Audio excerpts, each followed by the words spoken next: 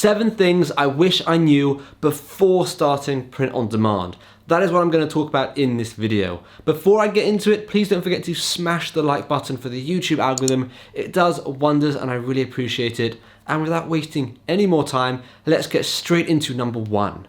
Number 1, don't compare yourself to others. We spend so much time looking on sites like Redbubble and thinking, our designs are no good. But in reality, if we go to Redbubble and we sort by newest releases, we'll actually find that the majority of t-shirts uploaded onto the Redbubble platform are actually no good at all. And you've got nothing to worry about. But often what we do is we'll sort by bestsellers or trending, but then we end up seeing the best designs, which can be really off-putting because there are a lot of good designs on Redbubble as well.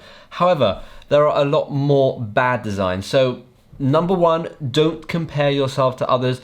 Just focus on your own thing. Work at your own pace and work at your own skill level. Number 2, don't ever rely on one print-on-demand site. So yes, you might love one platform over another, but never put your designs on one platform. Put them on a few. Teespring, Redbubble, Etsy, Zazzle, Amazon, you name it. The more platforms your designs are on, the more chance for someone to end up seeing one of your designs and actually buying one of your products. Number 3, building an audience is more important than the actual design process. In fact, it's more important than pretty much anything when it comes to print on demand. So however long you plan on spending on research and designing and that kind of stuff, uploading to different websites, spend double the amount of time building an audience, because an audience is like your insurance policy. If a site shuts you down, you have this other audience. And I wish I would have started building my audience and properly nurturing it from day 1.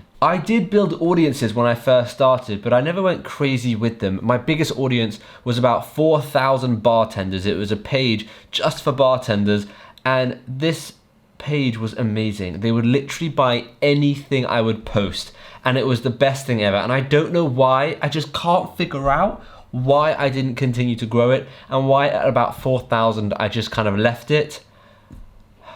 I mean, this was around the time I started my Amazon FBA business, so that could be the reason, but I'm just so annoyed because that audience could easily be 100,000 people right now and be so valuable. So that's just really, really annoying, but that's something I wish I did, and that's something you could do if you're just starting out.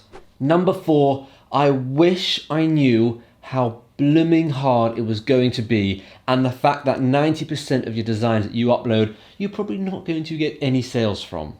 So for me, I went in with super high expectations, and it's always good to go into something with, high expectations, big goals, big aims, but you've also got to be realistic. So don't go into print on demand with these huge, huge expectations of what you're going to get, because there's a huge chance that you'll be really disappointed and demotivated and deflated and just not want to continue.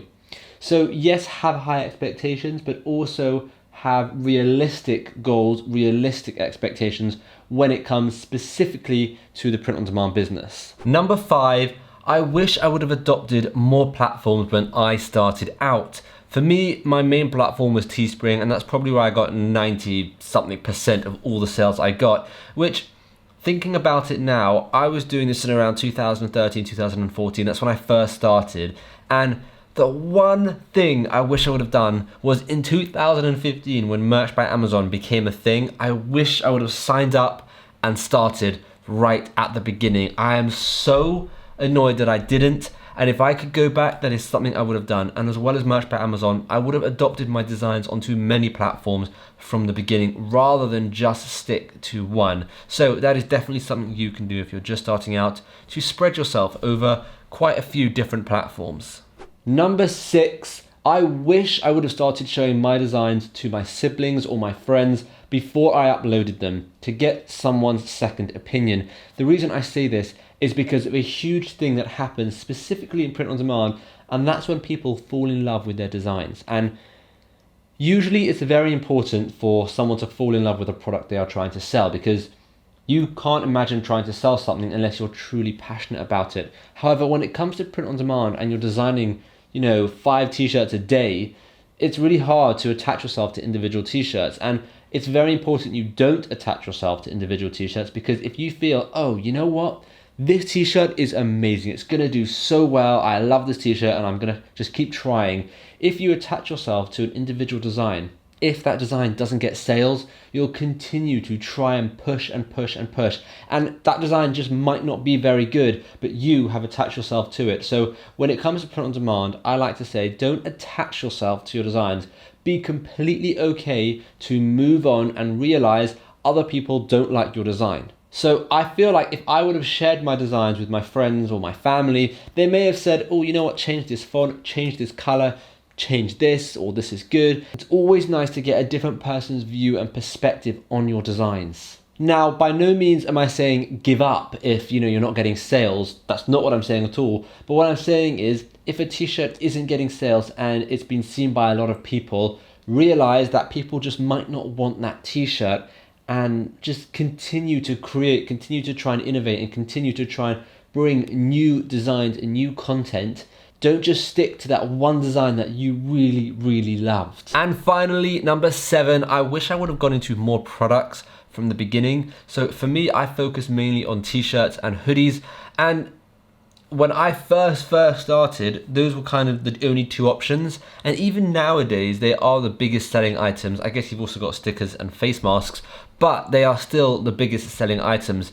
However, when I first started and when they brought out things like leggings and backpacks and stickers and all these things, I wish I would have adopted that into my business and started doing designs for those products as well, just to kind of give some variety to my customers, which I didn't do when I first started. So that's really annoying. So that's another thing that you can do when uploading a design. Make sure to upload it onto maybe at least 5 or 6 or even more different products. And one thing to note is when you do upload it to other products, make sure that the dimensions and the design is made for that product. So don't upload, a t-shirt design to a backpack if it's not going to fit. Make sure it all fits. I feel like if I would have done that from the beginning, it could have been absolutely huge, but I didn't.